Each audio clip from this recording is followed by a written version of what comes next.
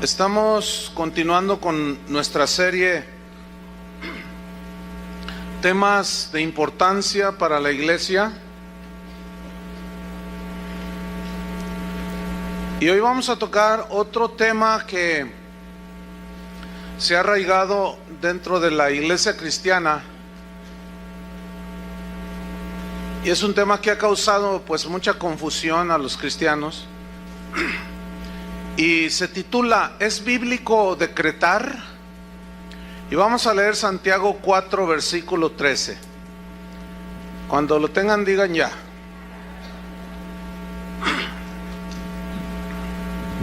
Santiago 4:13.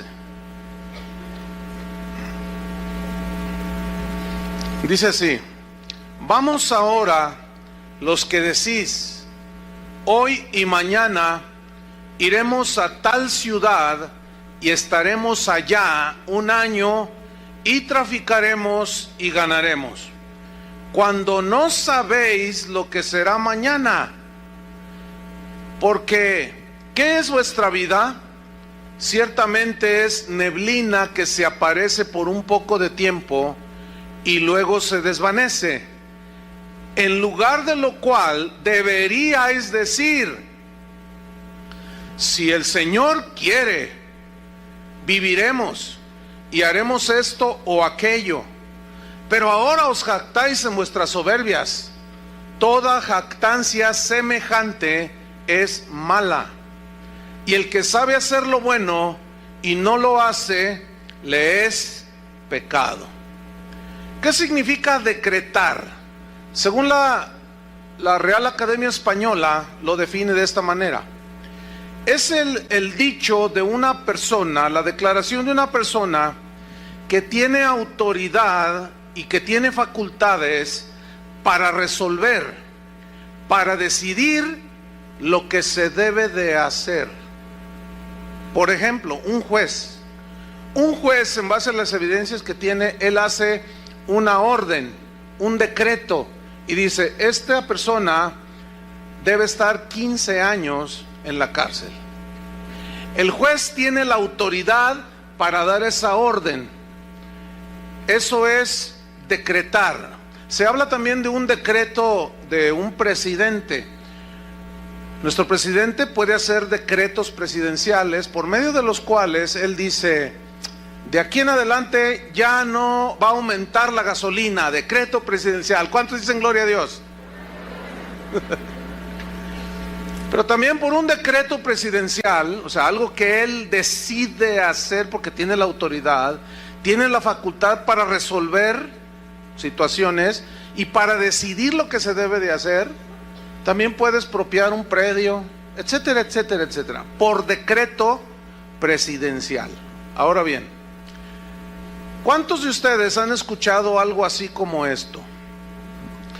Yo decreto que hoy todo me saldrá bien. Decreto que todo lo que haga prosperará.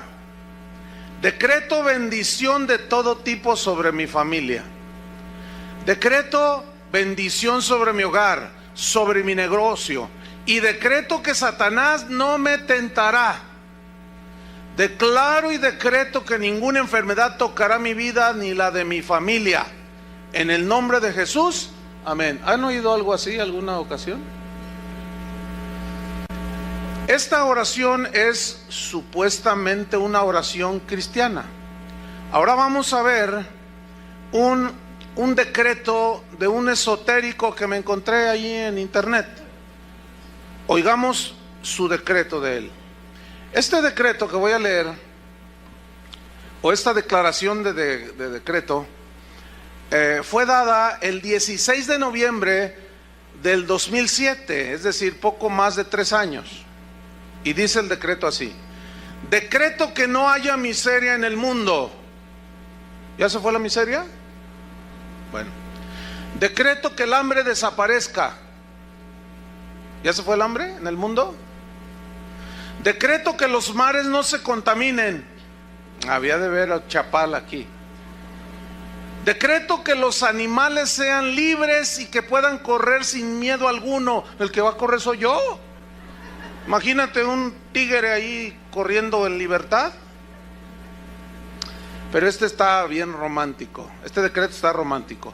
Decreto que en el aire vuele el aroma del amor. A ver, todos, respiren el aroma del amor, porque aquí un esotérico decretó. Decreto que la maldad ya no exista más y que se extinga. Decreto que todo lo malo cambie y que todo lo bueno abunde. Decreto que a todos les sean concedidos todos sus deseos. Decreto que a los que amo tengan todo lo que se propongan tener y hacer. Yo decreto mi libertad y mi prosperidad. ¿Cuál es la diferencia? Bueno, enseguida de este decreto de un esotérico, estaba un comentario de una persona. Se lo voy a leer el comentario que dejó allí escrito. Dice así: los que me conocen no les va a sorprender esto, pero los que no me conocen van a decir: esta mujer está loca, porque no cree lo que decreta. Dice: hoy siento que mi alma explota. Tengo ganas de gritar y de decir todo lo que pienso, todo lo que siento, porque no me llega nada de lo que decreto. Ya llevo días en que pienso mucho en esto. Por más que decreto, me pasan cosas y me dan impotencia, me da tristeza y quiero encontrar la solución, quiero tenerla, me siento frustrada al no encontrarla. Por más que declaro y decreto, no sucede nada. ¿Por qué? ¿Alguien me puede ayudar? Atentamente, frustrada. Bueno, ese es del lado esotérico. Ahora vamos a ver del lado cristiano. ¿A cuántos les han dicho o han oído esto? Decreto que tus finanzas se liberan de tal forma que llega mucho dinero a tu cuenta de banco en forma milagrosa. Lo decreto. En un mes, a más tardar, recibirás la bendición económica que esperas. Yo lo declaro en el nombre de Jesús. Bueno, pasa el mes. 5 semanas para ser generosos. Y no sucede nada. Tu cuenta de banco no solo no creció, se vació. Y te quedas frustrado. Entonces vas con el profeta decretador y tú le dices: oiga, señor profeta, no me ha sucedido nada de lo que usted decretó. Entonces él te dice: de seguro estás en pecado, por eso no sucede. O te falta fe para que recibas la bendición de Dios. Entonces a mí me sale una pregunta. Yo le diría al profeta decretador: a ver, ¿estoy en pecado o no tengo fe? Entonces yo le preguntaría: ¿qué lo que usted dijo no fue un decreto? Yo no necesito estar bien o mal, creer o no, para que el decreto se cumpla, ¿sí o no? Entonces ya nada más para empezar.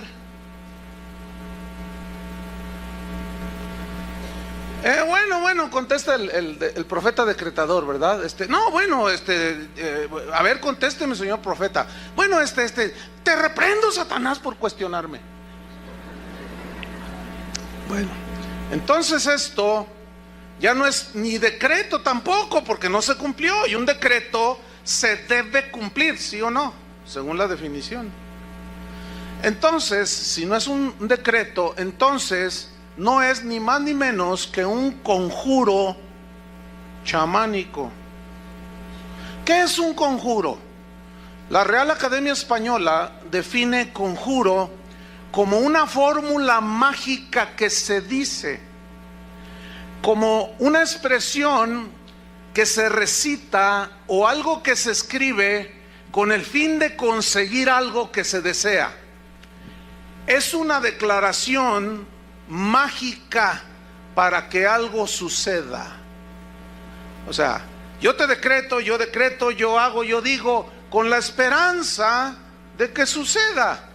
Pero resulta que entonces ya no es un decreto, porque el decreto se cumple. El único que puede decretar en ese sentido, de una manera soberana, es Dios.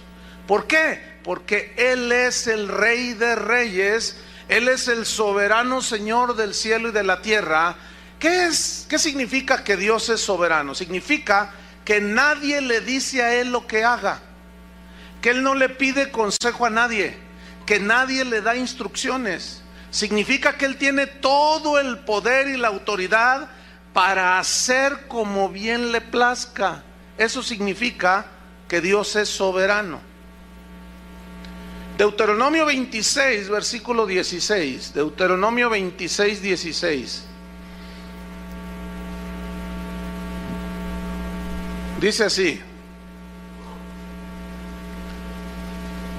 Jehová tu Dios te manda hoy. ¿Quién es el que manda, hermanos? Dios. Hasta donde yo sepa, no han cambiado los planes de Dios. Él sigue gobernando a la iglesia, Él sigue siendo cabeza de la iglesia. Y en la cabeza está el cerebro, que es el que ordena, ¿cierto? Entonces, queda claro, no hay ningún problema, ¿verdad? ¿Quién es el que manda? Dios. Ok. Jehová tu Dios te manda hoy que cumplas estos estatutos y decretos. ¿Quién es el que va a decretar cómo se hagan las cosas? Cómo se digan las cosas, cómo creas las cosas, cómo se deben de hacer las cosas. ¿Quién es el que decreta? Dios. Cuida pues de ponerlos por obra con todo tu corazón y con toda tu alma. Has declarado solemnemente hoy que Jehová es tu Dios. El problema con el decreto y la declaración es que son diferentes. Una declaración es algo que ya, por ejemplo, yo digo, yo declaro que el Señor está aquí. Eso no es un conjuro, sino es una aseguración, porque el Señor está aquí, porque Él prometió estar con nosotros todos los días hasta el fin del mundo. Entonces, yo declaro y proclamo que el Señor está con nosotros. Esa es una verdad. No estoy diciendo decreto que Él está aquí. No, ¿cómo que decreto? Suena hasta raro, ¿no? Entonces no hay que confundir lo que es una declaración de algo que Él ya hizo a un decreto que es lo que yo quiero y ordeno que suceda. Entonces estamos viendo que Dios es el que decreta. Pero luego dice en el 17: y tú has declarado solemnemente hoy que Jehová es tu Dios, y que andarás en sus caminos, y guardarás sus estatutos, sus mandamientos y sus decretos, y que escucharás su voz. Entonces, según esta definición de decretar, según la Real Academia Española, que es la autoridad y facultad que tiene una persona para resolver asuntos, para decidir lo que se debe y no se debe hacer, en base a esa definición, a mí me surgen dos preguntas. Número uno: ¿será bíblico que los cristianos decreten y digan lo que debe suceder? Número dos: ¿será bíblico que los cristianos decreten su prosperidad?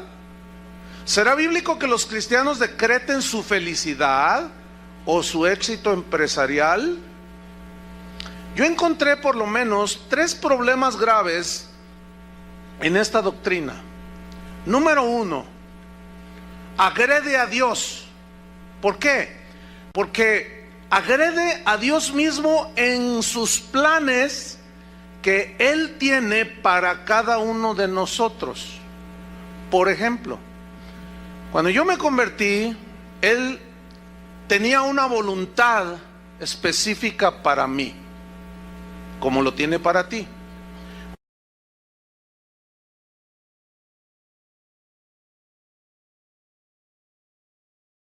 Y la tercera cosa que yo encontré es que el que decreta se pone en lugar de Dios, porque Dios es el Rey soberano y Él está en su trono.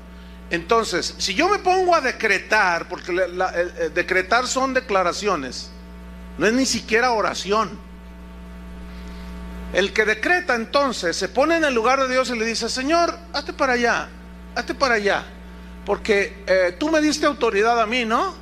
Y yo estoy aquí, entonces tú me delegaste esta autoridad y pues yo la voy a usar.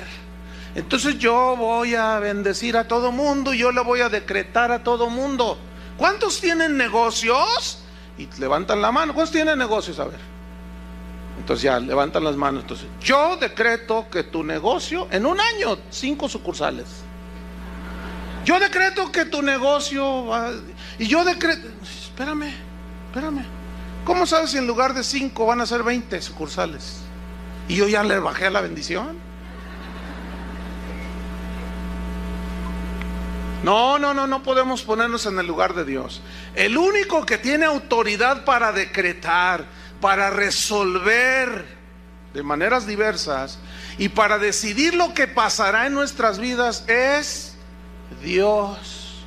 Ningún hijo de Dios debe ponerse en la silla del trono de Dios para decretar y decidir cómo deben de hacerse o no deben de hacerse las cosas. El argumento que usan los que practican esta doctrina está en Apocalipsis 1, 5 y 6. Abra su Biblia. Ellos dicen: decretamos porque el Señor nos hizo reyes y sacerdotes, dicen. Entonces ellos utilizan esta lógica. Dicen: ¿qué hace un rey? Pues reina, ¿no? Entonces nosotros, Él nos hizo reyes para que reináramos. ¿Y qué hace un rey? Un rey emite, ¿qué? Decretos. Pero esa lógica no tiene sustento en la Biblia. Vamos a escudriñar aquí. Apocalipsis 1:5, ¿ya lo tiene? Dice así: y de Jesucristo, el testigo fiel, el primogénito de los muertos y el soberano de los reyes de la tierra, al que nos amó y nos lavó de nuestros pecados con su sangre.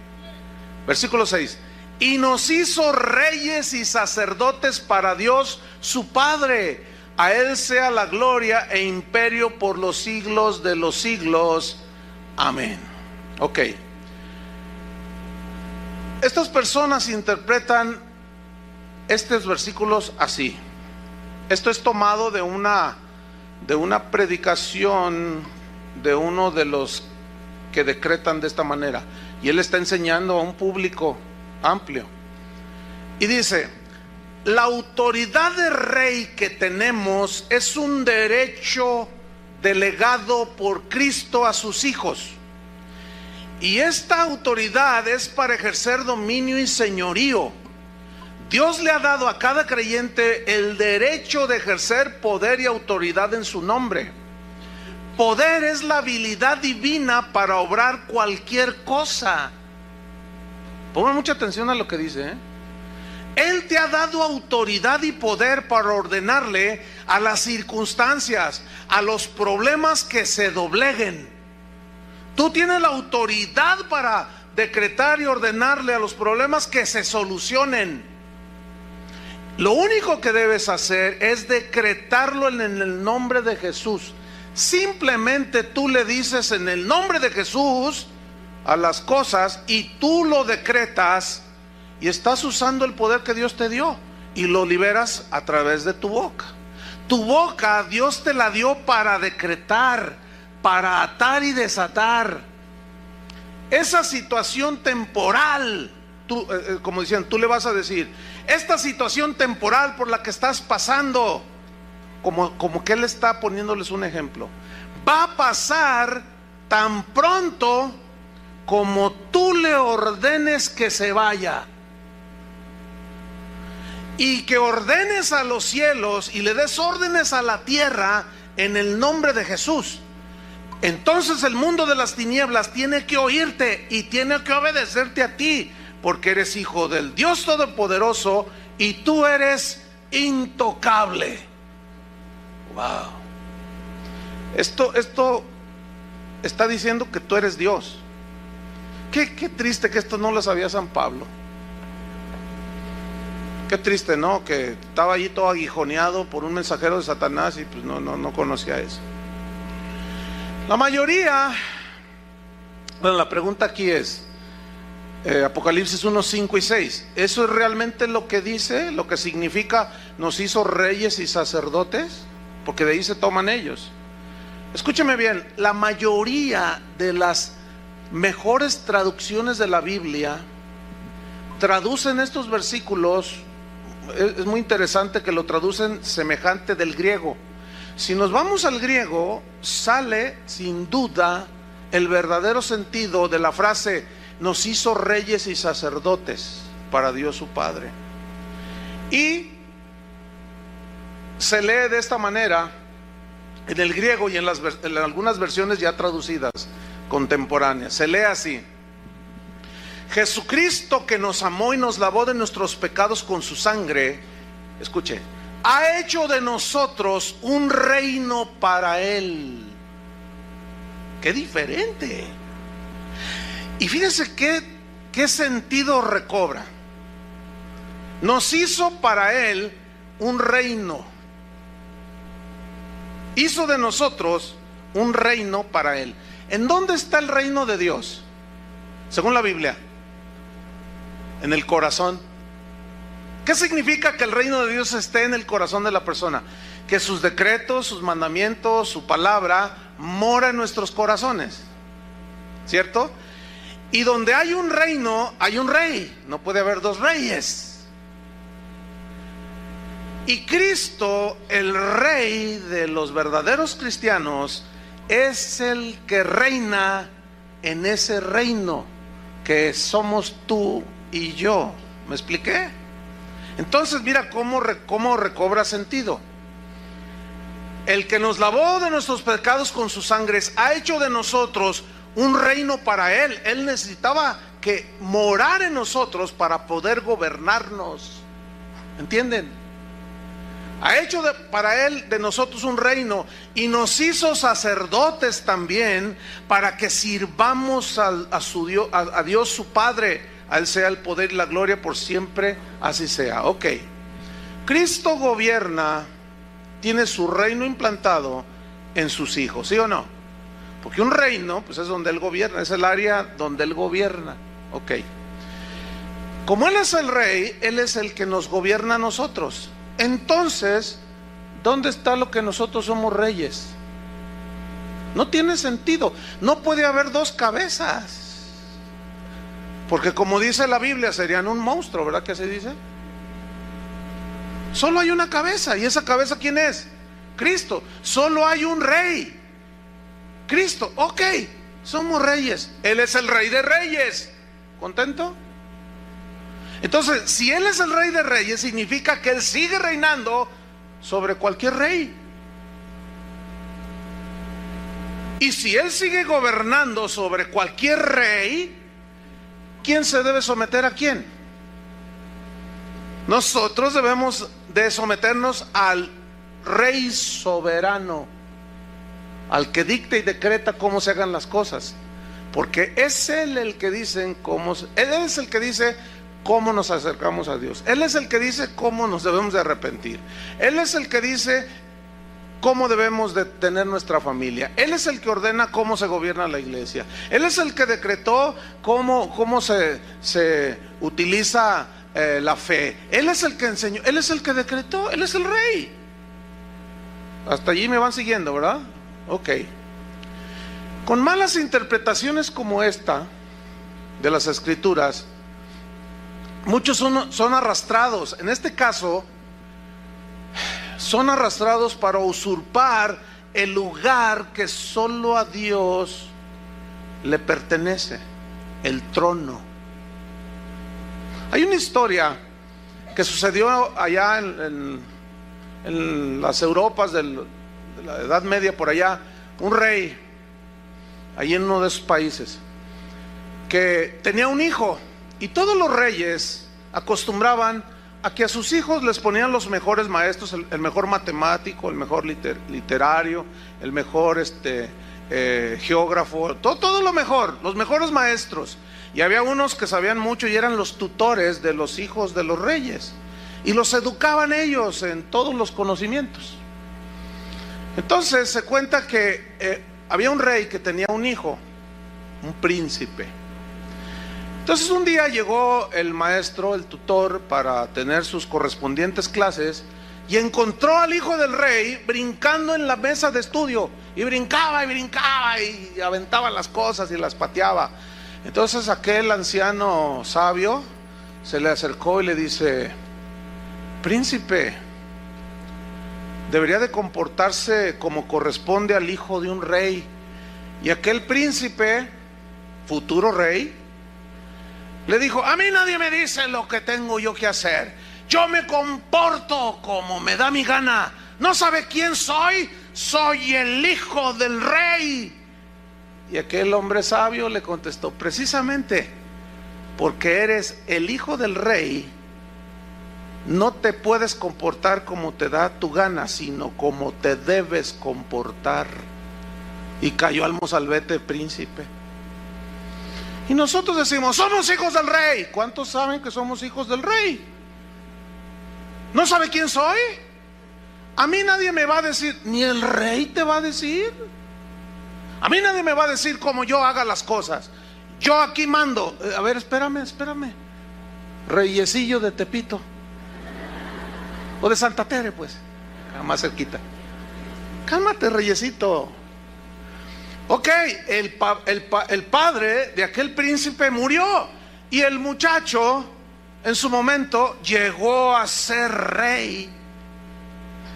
En el caso nuestro, nuestro rey, porque somos hijos de un rey, nuestro rey nunca muere. Por lo tanto, jamás de los jamases vamos a ocupar su lugar. ¿Contentos o no de ser hijos de un rey? Pero ya entendiste que nunca llegarás a ser rey. El rey es Él. Y si lográramos ser reyes, ¿ok? Vamos a suponer que Él, repito, Él sigue siendo y será por toda la eternidad Rey de reyes y Señor de señores, y seguirá gobernando su reino que está en nuestro corazón.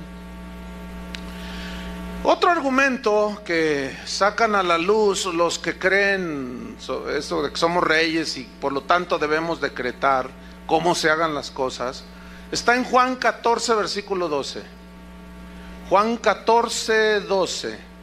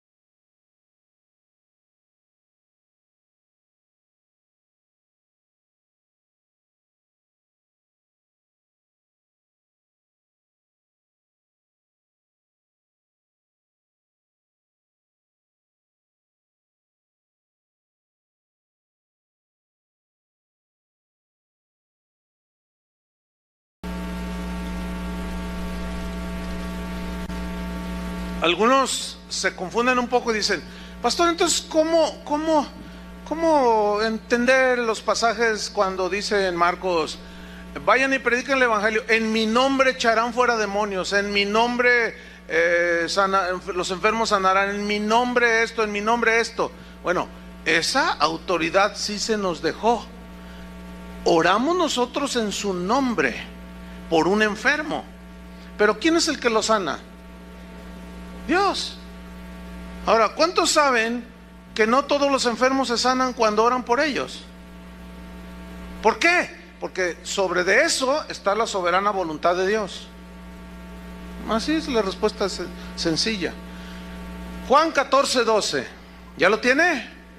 Dice así, este es otro argumento que los decretadores sacan a la luz. Dice así, pongan mucha atención, dice: de cierto os digo, el que en mí cree. Entonces yo les pregunto a ustedes, ¿cuántos creen? Bien. El que en mí cree, las obras que yo hago, él las hará también. ¿Cuántos dicen amén?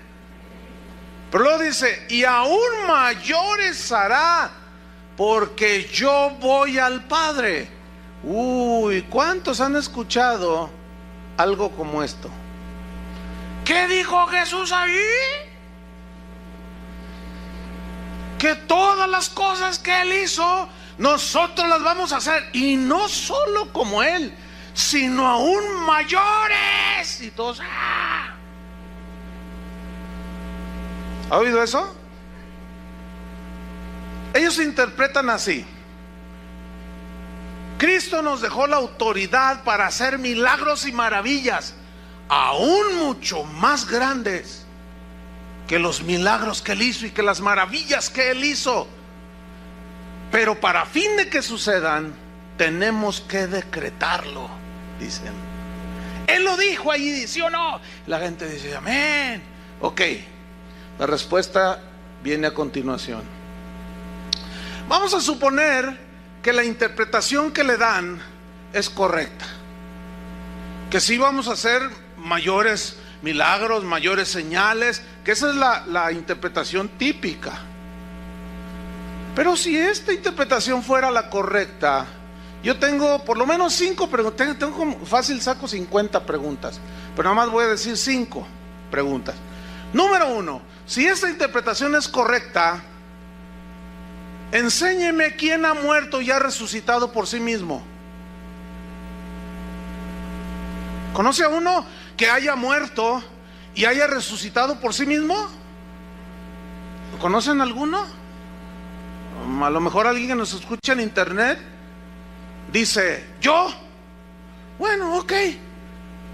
Igualaste las obras de Cristo, pero no fue mayor. ¿La igualó?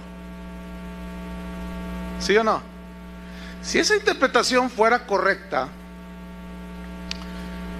enséñeme aquel que ha caminado sobre las aguas. Enséñeme a uno. ¿Conoce alguno que ha caminado sobre el lago de Chapala? Por ahí se oyen testimonios que eventualmente en una fuga a Dios soberanamente alguien se escapó de sus perseguidores y caminó sobre el lago. Yo creo que Dios lo puede hacer. Ok, pero ¿dónde está? Ok, aquí está. Ah, bueno, ¿caminaste? Sí, atravesé el río Usumacinta ya por el sureste de México. Ah, qué bueno. Pero eso no es mayor a lo que hizo Jesús. Estamos hablando de que Él dijo, las harán mayores, ¿no? Eso no es mayor, caminó. Otro puede decirme, no, yo conozco a un apóstol que caminó sobre las aguas. Y no solo caminó, sino también se elevó como Jesús. Se llama Chris Angel. Ese apóstol está poderoso. Miren, si ese tipo dijera que era cristiano, hiciera las cosas que hace, muchos, olvídenlo, lo tendrían como el ungidazo de Jehová, porque son tan ignorantes que no saben discernir. Fíjense, si un simple tipo, un ilusionista, puede imitar lo que Jesús hizo, son trucos, sabemos, ¿no? Y una que otra magia por ahí media satanoide, la puede igualar, nada más. Entonces, si esa interpretación fuera correcta, yo quiero que me enseñen ustedes aquel que multiplicó un plato de pozole para 10,000 personas.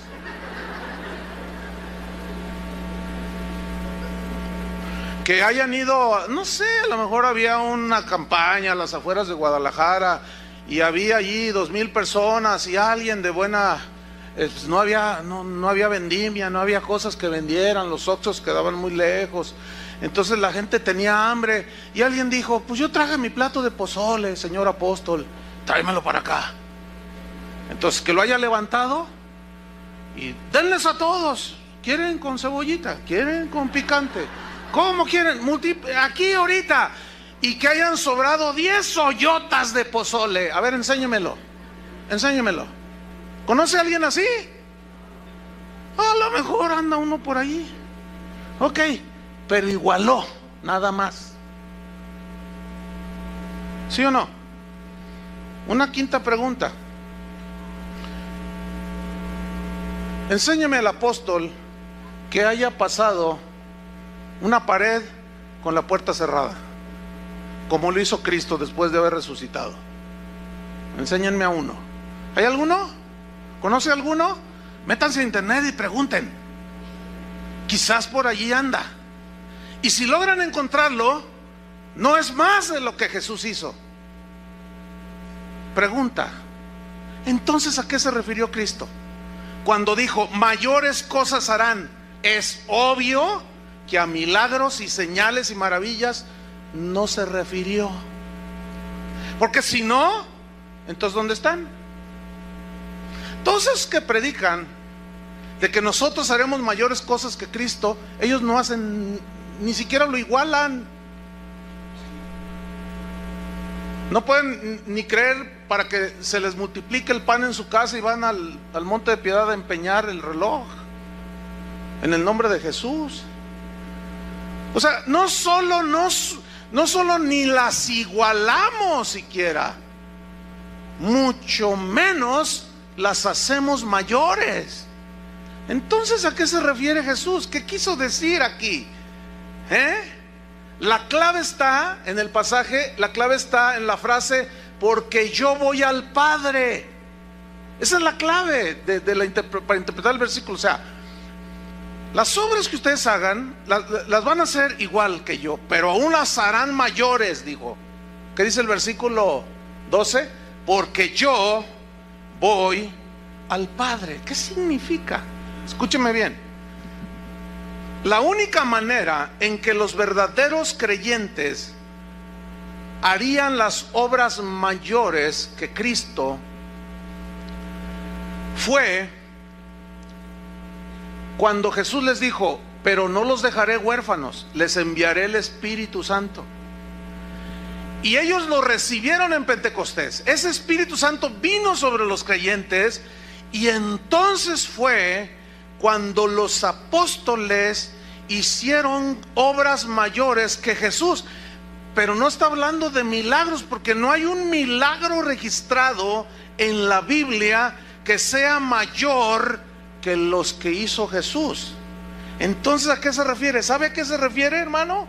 Se refiere a la extensión del reino de Dios en la tierra. ¿Y de dónde saca usted eso, hermano? Seguimos leyendo.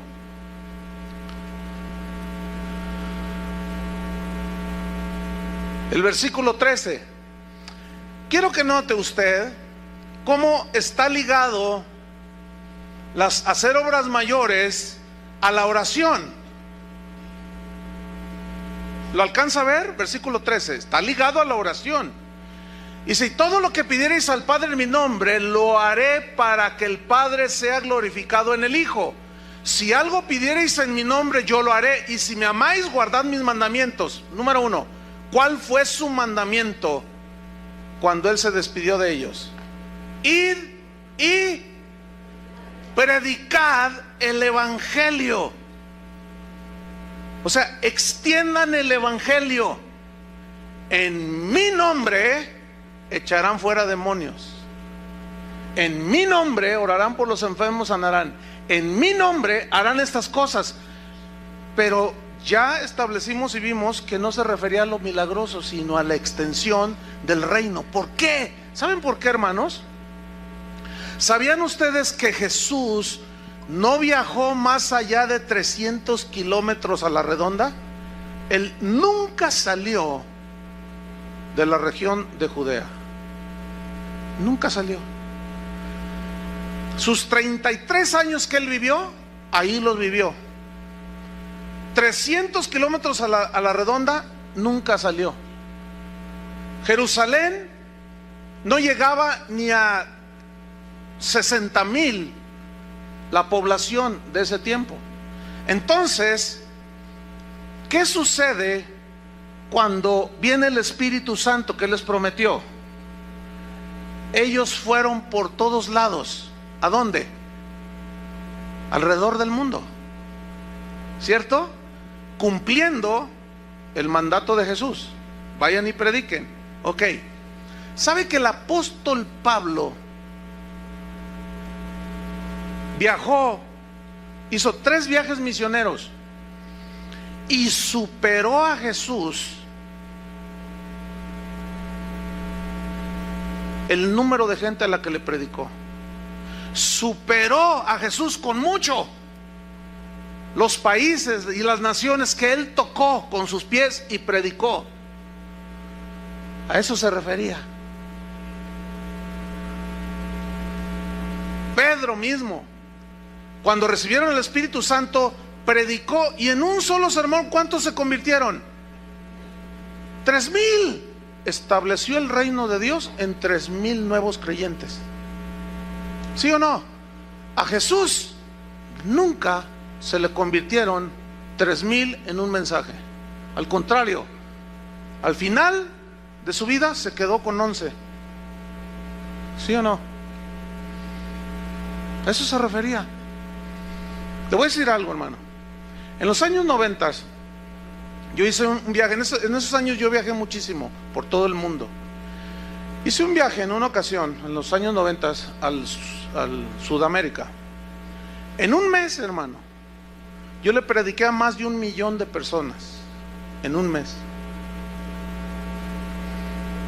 Eran estadios de 70,000, 80,000 personas, 50,000. Hubo explanadas que la gente ni supo cuánta gente iba. El sistema de audio que usaban, como esas bocinas que están ahí arriba, equivalían por lado, llenaban hasta arriba todo lo que es esta plataforma, por lado.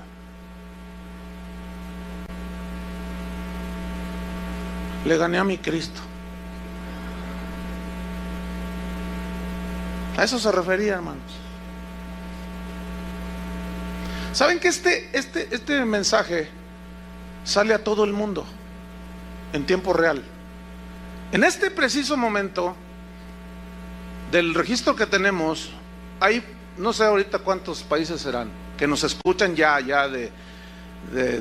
continuamente, pero 150 países, más de 5,000 ciudades principales de esos países.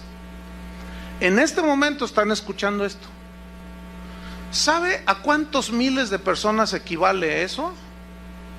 Imagínense nada más. Cuando yo termino de predicar, en una hora, la gente descarga hasta 8,000 veces, 8,000 descargas en una hora este mensaje. En una hora. Yo me asusto. Cristo nunca tuvo un auditorio así. No sé si me estoy explicando. O sea, lo que estoy diciendo obviamente está lejos de jactancia y esas cosas, ¿no? Usted entiende. Pero ya ve que hay gente que saca del contexto los audios y luego te hacen que hagan lo que quieran. ¿Sabe usted que en los tiempos de Jesús, Jerusalén tenía 55,000 habitantes? Y la fiesta más concurrida era la fiesta de la Pascua, que venían de África, venían de Asia, gente que se desplazaba, inundaban las calles de Jerusalén, y como son estrechas, o sea, aquello era un hervidero de gente. A lo más se juntaban 180,000 personas. Bueno, 180,000 personas nunca fue un auditorio al cual Jesús le hablara. El auditorio más grande al que Jesús predicó fue en el sermón, cuando él multiplica los panes. Dice que había 5,000 varones, sin contar las mujeres y los niños. Y vamos a ser generosos, vamos a poner 20,000 personas, contando las mujeres y los niños. Ya ven que son las que más abundan, y los que más abundan son como más nobles con el Señor, y como que se acercan más al Señor. Y los varones hasta se duermen cuando van a la iglesia. Entonces 20,000, bueno, vamos a ser generosos, 25,000. Ese fue el auditorio más grande de Jesús. Mire, yo no tengo el cálculo, pero ¿se puede imaginar cuánta gente me está escuchando ahorita? No sé. Dice Héctor Ursúa que el contador parece reguilete, que no se para. Cuando la gente ingresa a la página, porque hay un contador que registra cuántas visitas son. Con el desafío del ministerio, dice, ¿sabes qué? Hubo récord de audiencia, fueron quién sabe cuántos puntos y quién sabe cuánta cosa, que solo los entendidos en eso saben entender. Pero a eso se refirió Jesús, hermanos, no hacer milagros más grandes que los de él, porque ¿dónde están? ¿Dónde están? Entonces es obvio que no se refería a eso, sino a la extensión del reino. Entonces estamos llegando a una conclusión. ¿Son bíblicos los decretos que hacen los cristianos? A mí me interesa no que funcione, sino qué dice la Biblia. ¿Sí o no? Entonces, cuando yo voy a la Biblia, porque esto es para los que creen en la Biblia, no todos los que se dicen cristianos creen en la Biblia, ¿eh?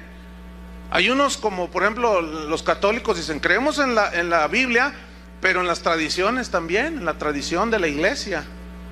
Otros dicen, bueno, creo en la Biblia, pero en la revelación de mi apóstol.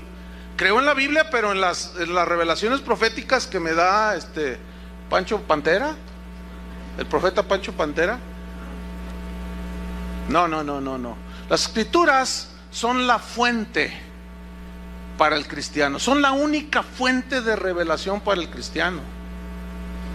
Entonces las escrituras son las que nos van a decir a nosotros qué creer y qué no creer, no lo que se me antoja a mí, porque son los decretos de Dios. Pablo decía, deben de acostumbrarse a no pensar más allá de lo que está escrito, les dijo a los corintios. Entonces a mí me interesa qué dice la Biblia. Ahora, ¿cómo enseñó Jesús a orar? Porque él enseñó a sus discípulos. Vamos a Mateo, vamos rápido. Mateo capítulo 6, versículo 6. Aquí está el sermón del monte, curiosamente, que empieza desde el capítulo 5 hasta el 7. Y está enseñando a una multitud que estaba allí en el monte, a las faldas del monte. Y él se sentó y comenzó a enseñar a sus discípulos. Y aquí en Mateo 6, versículo 6, él está enseñando sobre la oración. Pregunta, ¿por qué no les enseñó sobre decretar? ¿Por qué él no les iba a enseñar algo que le compete a él solamente? Así de fácil. Mateo 6:6. ¿Listos? Dice así, él está enseñando. Mas tú cuando decretes, ¿así dice? No, porque ni siquiera el decretar es oración. El decretar es una afirmación. ¿Sí o no? No, aquí Jesús dice, cuando ores. ¿Qué es orar? ¿Alguien puede decirme qué es orar? Hablar con Dios, así de sencillo. Señor, estoy triste, fortaléceme, mi hijita está enferma, Señor, necesita sanidad, yo sé que tú puedes sanarla. Entonces tú le pones tus manos y oras por ella en el nombre de Jesús. Y tú estás orando, o simplemente estás orando y le estás diciendo, gracias Señor por estos alimentos que me voy a comer, por este plato de pozole no multiplicado. Mas tú cuando ores, dice, entra en tu aposento, pongan mucha atención, y cerrada la puerta, ora a tu Padre que está en secreto, y tu Padre que ve en lo secreto te recompensará en público. Y orando, no uséis vanas repeticiones como los gentiles. ¿Quiénes son los gentiles? La palabra gentil significa pagano. Fíjese, también los paganos oran. Dice, pero tú no seas como los paganos que usan vanas repeticiones, que piensan que por su palabrería serán oídos. Ellos piensan. Dice, no os hagáis pues semejantes a ellos. No sean como los paganos que hablan y hablan y hablan. No, ustedes no van a ser así. Porque vuestro Padre sabe de qué cosas tenéis necesidad antes que vosotros se las pidáis. Y una señora así, de esas que son humildes, sencillas, pero de buen corazón, preguntó: oh, pastor, ¿y qué caso tiene si él ya sabe mis necesidades? ¿Para qué quiere que se las pida? Pues para que tengas comunión con él. ¿O a ti te molesta que tu hijo te pida? Pues no. Imagínate que tu hijo te dice: mamá, ¿me puedes dar de comer? Tengo hambre. ¿Me das de comer? Dame, ándale de comer. Entonces tú le contestas: ¿y por qué me pides si yo ya sé lo que tengo que hacer? ¿Pero te molesta que tu hijo te pida de comer? Pues tampoco a Dios le... Y tú ya sabes que tienes que darle de comer. Pues tampoco a Dios le desagrada. Porque tú como padre, pues te sientes bien, ¿verdad? Que llegue tu hijita y te diga: papi, ¿me puedes comprar zapatitos? Mira, ya sé de qué sabor son los chicles. Sí, hijita, ya sabía, pero apenas es la quincena. Vente, vámonos, vamos a comprarte tus zapatitos. ¿Qué, se molesta el padre? No, tampoco Dios se molesta. Pero aquí el punto es: no uséis, ¿qué?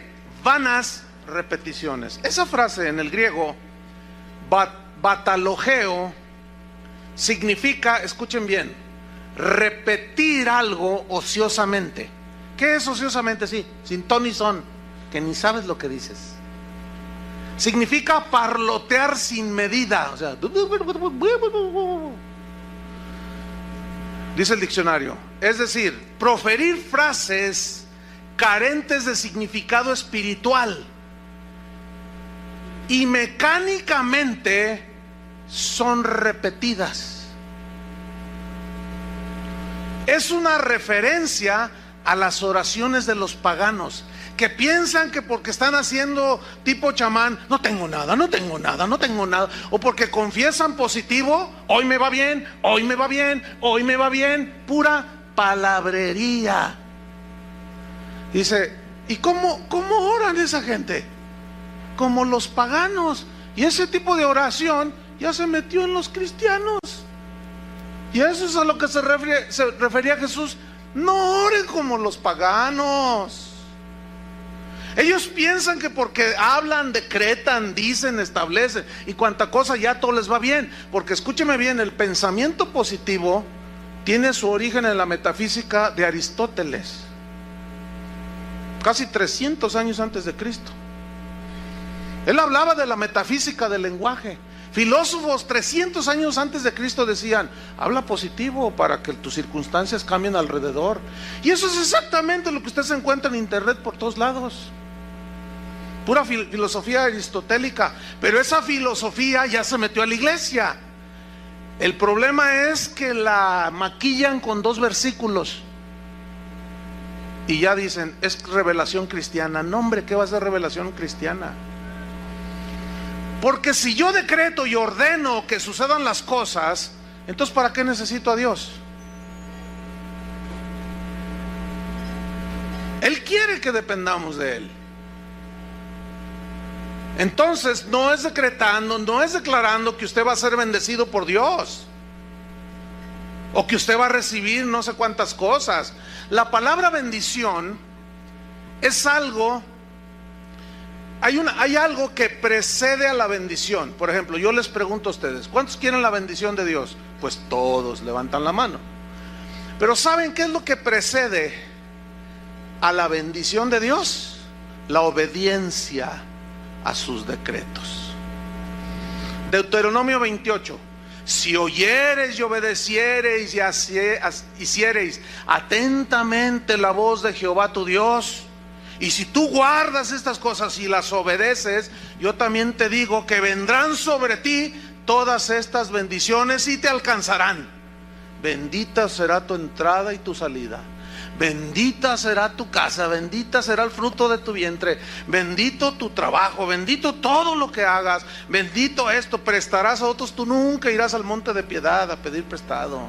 Tú serás cabeza y no cola, la bendición de Jehová estará sobre ti, tus graneros serán bendecidos, abundarán, Jehová te bendecirá. Hasta el versículo 14, y todos dicen, gloria a Dios, aleluya. Pero nadie predica del 15 en adelante. Nadie, yo no he escuchado eso, de verdad.